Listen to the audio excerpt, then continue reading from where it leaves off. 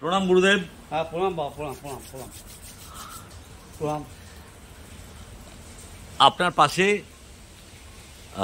আমরা মায়ের ছবি দেখছি। কিছুক্ষণ আগেই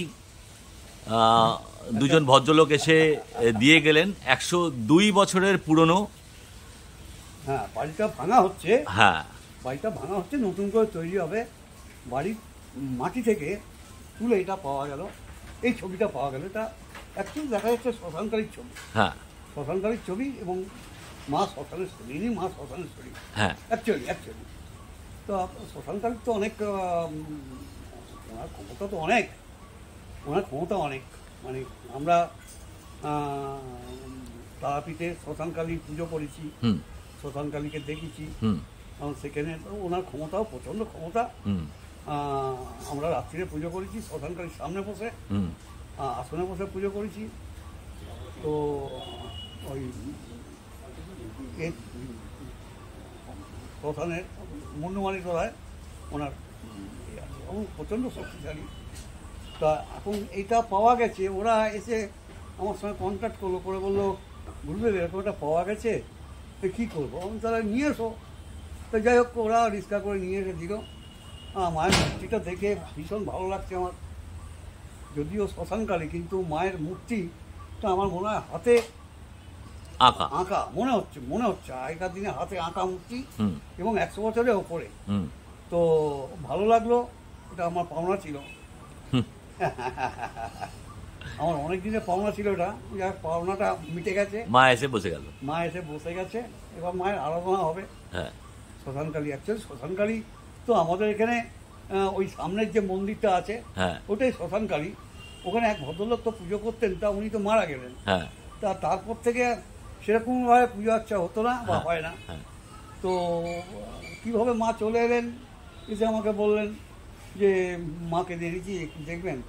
যে এত রূপ মায়ের, মানে কল্পনা করা যায় না। মায়ের এত রূপ, মায়ের চোখের দিকে চেয়ে থাকা যায় না, মুখের দিকে চেয়ে থাকা যায় না, এত রূপ। যাই হোক, বহু পুরনো বলেই তাই সম্ভব, নতুন একটু অসুবিধা আছে। মায়ের পায়ের তলায় যিনি আছেন,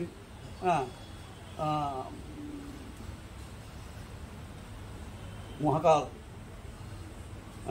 তিনিও কম যান না কোনো অবস্থাতেই। তো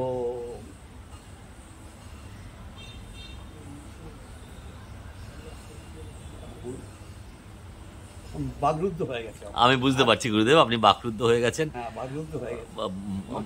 হ্যাঁ, মা এতদিন পরে এসছে আপনার কাছে, এবং মায়ের রূপ দেখে আপনি মোহিত হয়ে গেছেন। হ্যাঁ, এত মায়ের রূপ কি বলবো আর।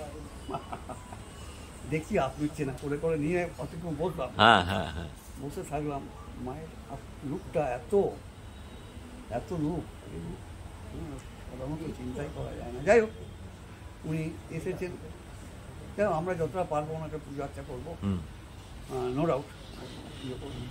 তো ওনার কিন্তু একটা ব্যাপার হচ্ছে কি জানো, মাছ ভাত ওনার চাই। ওনার মাছ ভাত ছাড়া ওনার হবে না। শ্মশানকালী তো মাছ ভাত, মাংস ভাত, এটাই উনি খান। আচ্ছা, এটাই উনি খান। তো এই মাছ ভাত দিতে হবে, জোগাড় করে দিতে হবে, দেখতে হবে কী করে কী করা যায়। একটা এখানে তো পরম বৈষ্ণবের জায়গা। আমরা যেহেতু মহামৃত্যুঞ্জয় যজ্ঞ 1000 দিন হয়েছিল, সেহেতু আমরা এখানে কোনো আঁশ জিনিস ব্যবহার করতে পারি না এখনো পর্যন্ত। পেঁয়াজ থেকে আরম্ভ করে কোনো রকম আমরা আঁশ জিনিস এখন ব্যবহার করিনি। একদম ইভেন মুসুর ডালও পর্যন্ত আমরা ইউজ করিনি। তো এখন কথা হচ্ছে যে এনারা আসছেন, কি ইন্ডিকেশন দিচ্ছে? এটা তো ভালো, আপনি বলতে পারবেন। মানে কিছুদিন আগে এটা নিয়ে একটা কথা আপনি বলছিলেন আমাকে। কদিন আগেই বলছিলেন মাছ খেতে চাই। শোল মাছ খান, শোল মাছটা মায়ের অবশ্যই মানে খাদ্য। তো এখন একটা কিছু ব্যবস্থা করতে হবে, দেখা যাক কি হয়। মা তো এখন সবে এলেন, একটু প্রতিষ্ঠা করি মাকে।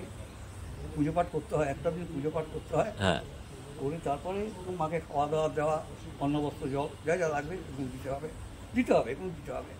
কারণ উনি তো এসেছেন, আমরা তো আর যাইনি। উনি নিজে হাতে চলে এসেছেন, নিজে হেঁটে চলে এসেছেন। তা ঠিক আছে, সেই হিসেবেই হবে সব কিছু। মনটা আনন্দ ভরে গেল সত্যি সত্যি সত্যি। ওনার রূপ দেখে, হ্যাঁ, ওনার রূপ দেখে আমার মনটা ভরে গেল। আর কি বলবো বলো? না, আর কিছু বলতে হবে না। এটা খুব ছোট্টই রাখছি আমি এটা। এটা গুরুদেব একটু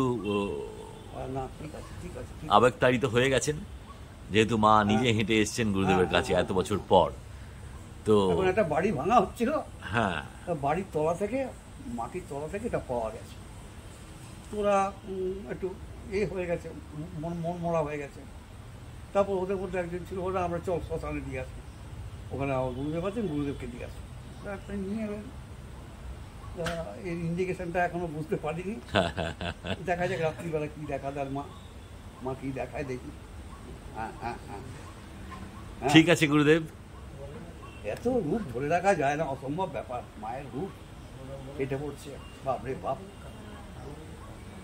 হ্যাঁ, শ্মশানে জাগিছে শ্যামা।